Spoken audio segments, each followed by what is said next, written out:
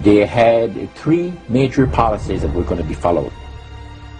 First, Lucifer says, we have to make sure that people, humans, get to believe that Satan and his angels do not really exist. You know, Roger, that's interesting because a recent research study report that I read indicated that in a national survey, I believe it's over 75% of people do not really believe in a real tangible devil. But there is one. The next thing, the three-parts policy that they had adopted there, the second one was to find a way of being able to get total control of people's minds. And that would be done by taking hypnotism out of the realm of the occult and introduce it as a new science for the benefit of mankind. They felt that by taking hypnotism out of the realm of the occult and introducing it as a new science for the benefit of mankind, they could then use people of great renown, educators, people of capacity, that would do great things, such as supposedly regress people in time to former lives.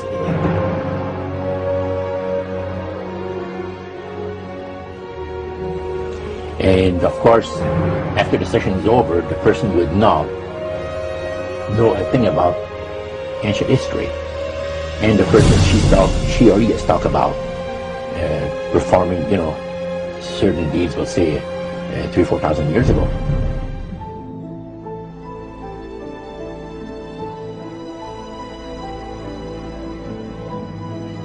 But this was their strategy. Now, what this would do for the thing is this, that it would create in the minds of the general public, solidly set in the mind of the general public, an unwavering trust in that great deception. So now this would be a way of de-Christianizing the Western world through the avenue of mysticism. The three things were, number one, that they did not want Satan did not want the human family to think that he or his angels existed. Right. The second point that you made had to do with taking control of people's minds. That's right. The third point was what? Was to destroy the Bible without burning it. Okay. See? And what was his strategy on that? On that, it was very interesting. Because after the Great General Council, it was decided that Satan would tutor Charles Darwin personally in setting up the principles of his theories of evolution. He was tutored by Lucifer himself, fallen Lucifer.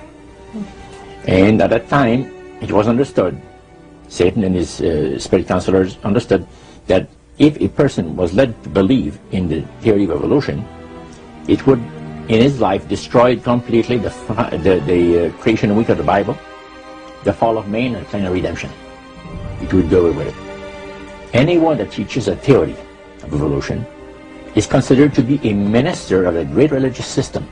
And he said that every teacher of that theory is recognized by the spirits as a person of great value, and receives a very special unction from Satan himself, giving great power to induce spiritual blindness, to convince and convert. Three capacities.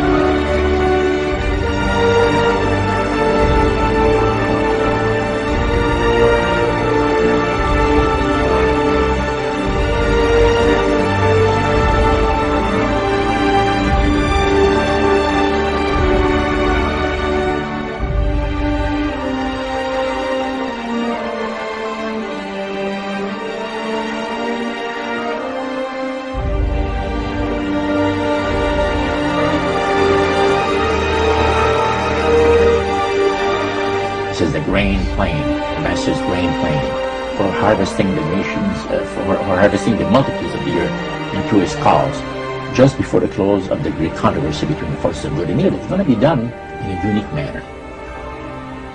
This grand plan is going to take people are going to eat the stuff. Because it says spirits, demon spirits, will declare themselves to be inhabitants of far distant planets in the galaxies that are coming to warn the inhabitants of planet Earth of the impending destruction of the planet unless something seriously proper is done to avoid it.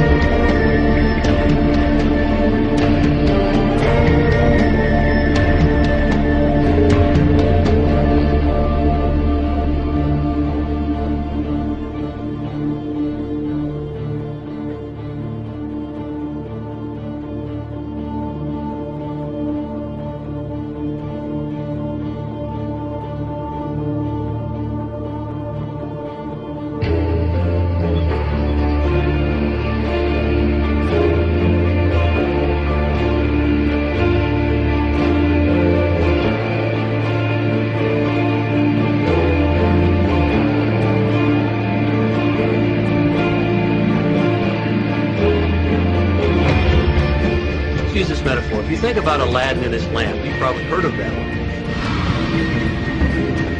The genie always says one thing. Your wish is my command. You know, the universe is this great genie, and your conscious mind is Aladdin. It formulates the intention of what you choose for your life.